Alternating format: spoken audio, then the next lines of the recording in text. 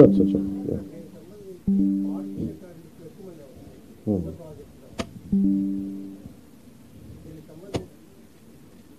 చెప్పండి sir, interest. దీనికి సంబంధించి పారిశుద్ధ్య కార్మికులు ఎక్కువ మంది అవసరం అవుతుంది. ఇప్పటికే పారిశుద్ధ్య కార్మికులకు చాలా నెలలుగా వాళ్ళకు జీతాలు కాబట్టి దీన్ని ఎట్లా అధిగమిస్తారు? దీనికి సంబంధించి ఏదైనా ప్రాజెక్ట్ అంటే ఈ ఇన్కమ్ వచ్చే ఇన్కమ్ని వాళ్ళకి జనరేట్ అయ్యేలాగా ఏదో ఒక కాన్సెప్ట్ ఉంది. అంటే అందుకని దాని ఇవన్నీ మాకు ఇవన్నీ కాన్సెప్ట్ ఓరియంటెడ్లో ఉన్నాయి. లార్జ్ స్కేల్లో ఒక చిన్న గ్రామాల్లో చేశారు. ఇప్పుడు దాకా అయితే ఒక 2-3 జూపూడి లాంటి గ్రామాలు 2-3 గ్రామాల్లో చేశారు. ఇప్పుడు మీరు అడిగే వాటన్నిటికీ ఈ ఏమేమి ఇబ్బందులు వస్తాయి ఇవన్నీ, అందుకని that's why we said pilot project. అసలు ఏమేమి వస్తాయి అనేది ముందు మాకు అవగాహన పెంచుకోవడానికి ప్రయత్నం చేస్తాం సార్. అంటే ఎవరైనా ఔత్సాహికులు కనుకుంటే చెప్పినాను.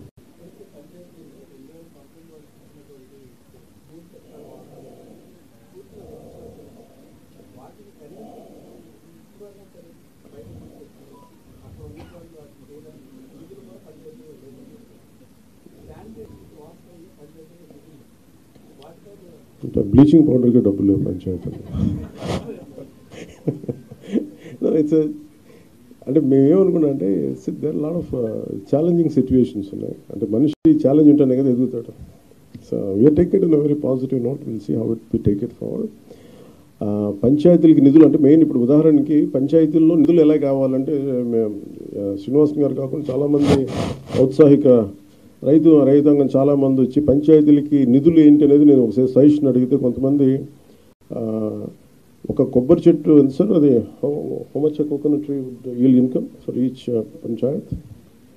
You can say from there. Actually, in this liquid resource management, we are planning to plant coconut trees for every 30 feet in the roadsides where there is no electric line, telephone lines, and also there enough soil in the roadside. Through that, for example, 5,000 coconut trees if you are planting in the roadsides of the Gram Panchayat, where these coconut trees recover only the grey water which is coming in the wastewater drainage. That's enough. 8 years normal coconut trees, whatever we do in Tamil Nadu, 8 years T into D, tall into dwarf. That 8 years it start yielding. That means from today, 8 years onwards, they'll get minimum 1 crore rupees as a auction of the coconut trees directly. So that because I traveled all over India, I know that North India, the tender coconut is great demand. There they never grow there. So we have to send a lot of tender. So that's how village panchayat will get their support. Thank you, sir. No, చెప్తాను. First బేసిక్గా పంచాయత్స్కి డబ్బులు లేవు. ఒక్కొక్క పంచాయతీకి వచ్చిన డబ్బుల్ని కాన్సెంట్గా ఇది మన స్వచ్ఛాంధ్ర కార్పొరేషన్ కానీ ఇవన్నీ చూస్తే మీకు గాంధీ గారిలో ఆయన ఇష్టమైన కళ్ళద్దాలు ఆయన పెట్టుకుని కళ్ళద్దాలు కనిపిస్తాయి. ఏంటంటే ఇది గాంధీ గారి ఆశయాలని ముందుకు తీసుకెళ్ళడానికి. అయితే పంచాయతీలని నిర్వీర్యం చేశాం.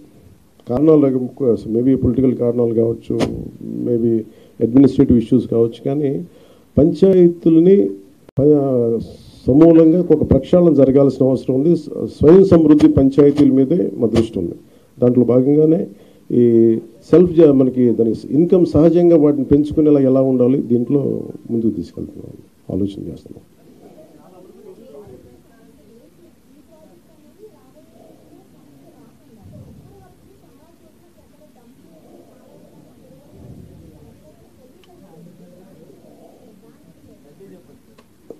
ఇది ఇప్పుడు అలావుద్దీన్ అద్భుత దీపంలాగా పెద్దానికి వెంటనే పరిష్కారాలు ఉండవు. బట్ ఫస్ట్ మీరు తెలియజేసుకుంటుంది ఏంటంటే we are very committed to be really Swachh Andhra. అంటే నిజంగా దానికి ఎంతో కొంత ఇప్పుడు నేను అడుగుతుంది కూడా ఏంటంటే ముందు డంపింగ్ యార్డ్, ఇందాక మీరు భీమవరం డంపింగ్ యార్డ్ చూశారు. మీరు అడిగే ప్రశ్నకి ఏంటంటే ఈ డంపింగ్ యార్డ్ అసలు ముందు సమస్య ఏంటి, ఇవన్నీ అయిపోయేలోపు అది కదా. అందుకే దీన్ని ఒక కష్ట నష్టాలు అర్థం చేసుకోవడానికి ముందు మేము పిఠాపురమో లేదా కొంత భీమవరం డంపింగ్ యార్డ్ తీసుకున్నాం. భీమవరం డంపింగ్ యార్డ్కి ఏంటంటే నేను కొంచెం ఎలాబొరేట్గా మీరు తర్వాత ఇప్పుడు ఎవరు ఇంట్రెస్టెడ్ మీరు ఎవరిని అడిగినా ఆయన చాలా డీటెయిల్గా చెప్తారు. ఉదాహరణకి ఆయన ఛత్తీస్గఢ్లో, ఐ థింక్ యూ హ్యాడ్ నేను ఛత్తీస్గఢ్ సార్, నేను హర్యానా ఛత్తీస్గఢ్ అంబికాపూర్లో ఆయన ప్రత్యేకంగా ఒక ప్రాజెక్ట్ చేశారు. ఇలాగా మనకి ఒక డంపింగ్ యార్డ్ ఉంది, ఒక 20 acres dumping yard, and he made it very beautiful. So దానికి మోర్ దెన్ డబ్బు కంటే కూడా చాలా కమిటెడ్ ఉండే లీడర్షిప్ ఉండాలి దానికంటే. సో అది అట్లాంటి ఫస్ట్ ప్రయారిటీ చేసుకుంటాం. ఇవన్నీ ఒకటి అర్బన్ కింద వస్తుంది, కొంత పంచాయతీ నా కిందంతా నేను మాట్లాడగలిగేది పంచాయతీ రాజ్ కింద వస్తుంది, భీమవరం నా కింద రాదు. బట్ స్టిల్ నేను అర్బన్ డెవలప్ మినిస్టర్ మన నారాయణ గారితో కూర్చోబెట్టి మున్సిపాలిటీ సంబంధించి మేము కూర్చొని దాని మీద ఒక ప్రతిపాదన తీసుకురావాలి. ముందు దీన్ని ఇనిషియేట్ చేస్తాం త్రూ ఫ్రమ్ పిఆర్.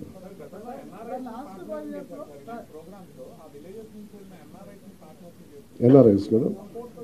అంటే ఇప్పుడు మేము అది చేస్తున్నాం. ఇప్పుడు మాకేమున్నాయంటే చాలామంది కమిటెడ్గా వాళ్ళ గ్రామం వరకు శుభ్రం చేసుకునే, ఫర్ ఎగ్జాంపుల్ మనకి రిలే వస్తుంది, మన 80s మన అన్నా హజారే గారు చేసింది ఇలాంటి ప్రయత్నం కాదు. అది పెద్ద స్థాయిలో వెళ్ళలేకపోయింది. అది ఓన్లీ కొన్ని పరిమితమైన గ్రామాల్లో పరిమితమైన మండలాలకు అయిపోయింది. కానీ సో మాకేంటంటే ఎన్ఆర్ఐస్ని ఎంతమంది స్టేక్ హోల్డర్స్, ఇప్పుడు నా ప్రయత్నం ఏంటంటే మా అందరి ప్రయత్నం ఎవరు విల్లింగ్గా ఉన్నారు. ఫస్ట్ ఒక ఉదాహరణకు మేము పిఠాపురంలో చేస్తున్న 54 పంచాయతీల్లో మాకు అర్థం అవుద్ది మోడల్. ఈ మోడల్ ఏ మోడల్ అంటే ఎంతమంది ఒకసారి ఎన్ఆర్ఎస్ని స్టేక్ హోల్డర్స్ తీసుకోవచ్చు, కొంతమంది సెల్ఫ్ మోటివేటెడ్ గ్రూపే ఉంటారు. ఉదాహరణకి బాంబే లాంటి చోట బీచెస్లో ఇండివిజువల్స్ పాపం యువత చాలామంది వాళ్ళే ఒక గ్రూప్గా ఏర్పడిపోయి వాళ్ళే క్లీనప్ చేశారు బీచెస్ ఇక్కడ. సో అలాగే మేము దిగే వరకు లోతు తెలియదు అంటారు. కాబట్టి మేము దిగిన తర్వాత maybe we will take support from every one. అలా ఏమేమి వస్తాయో మేము కూడా వెళ్ళి చూస్తాం. అందుకని దీన్ని ఈ పైలట్ ప్రాజెక్ట్ అని చెప్తాం. ఎందుకంటే వన్స్ మేము కమిటెడ్గా ఒక సంవత్సరం 2 సంవత్సరాలు దీన్ని సక్సెస్ఫుల్గా చేయగలిగి ఇప్పుడు మేము ఇక్కడున్న ఇన్ని వేల కోట్లు, దాదాపు 2643 కోట్ల రూపాయల ఇంత ఉంది. ఇవన్నీ ఎక్కడో చోట ఒక చిన్న ఒక మైన్యూట్ ఒక మైక్రో లెవెల్లో ఒక నియోజకవర్గంలో సక్సెస్ సాధించగలి, then we can scale it up. That's all.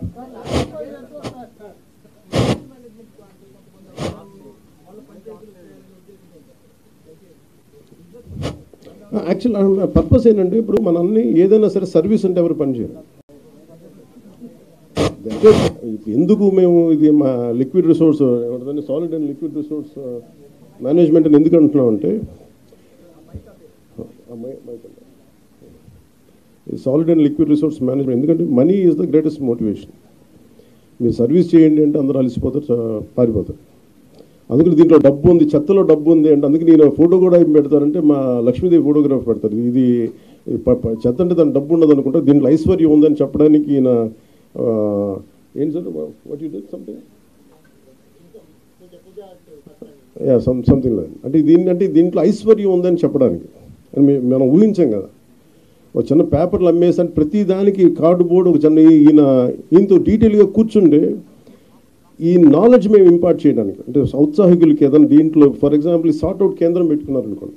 దానికి మేము అనుకుంటుంది ఏంటంటే చాలామంది ఉపాధి లేని యువత ఈ సెగ్రిగేషన్ సెంటర్ పెట్టి వాళ్ళకి కనుక మనం ఇచ్చి ఇది వస్తే ఇది సో ఇండస్ట్రీకి మీరు ఇంతకు వెళ్ళిపోద్ది, ఒక ఇన్ని టన్నులు చెత్త వచ్చింది, ఇన్ని టన్నుల పేపర్ వచ్చింది, ఈ ఇండస్ట్రీకి అది పంపిస్తే ఇంత మనీ వస్తుంది. ఇలా చూస్తే maybe we want to encourage that part. అది ఎలా చేయాలి ఏంటి అనేది మేము వెళ్ళి దిగే కొద్దీ మాకు ఎవరెవరు వస్తారు ఏమేం చేస్తారు ఆ మోడల్ మేము చాలా ఇంటెన్స్గా చేద్దాం పిఠాపురంలో.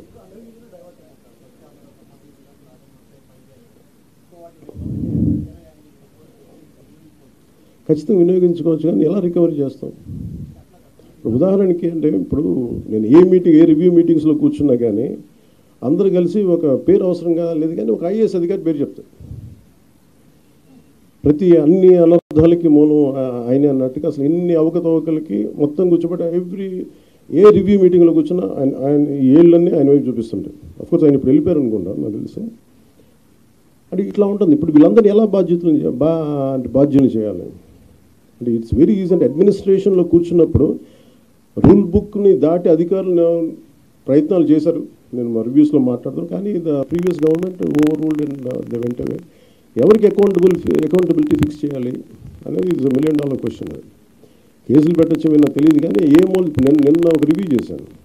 రివ్యూ చేస్తే ఇన్ఫ్రాస్ట్రక్చర్ ఇండస్ట్రియల్ డెవలప్మెంట్ బ్యాంక్ వాళ్ళు దాదాపు ఒక రఫ్లీ ఒక 4,000 to 5,000 kilometers అనుకోండి. వాళ్ళకి ఇస్తే వాళ్ళు అడిగింది ఏంటంటే ఒకప్పుడు మనం ఒక 70% వాళ్ళు ఇస్తే ప్రతి ₹1,00,00,000కి ప్రతి 100 కోట్లకి 70 కోట్లు వాళ్ళు ఇస్తే మనం 30 కోట్లు పెట్టాలి. అంతే కదా సార్?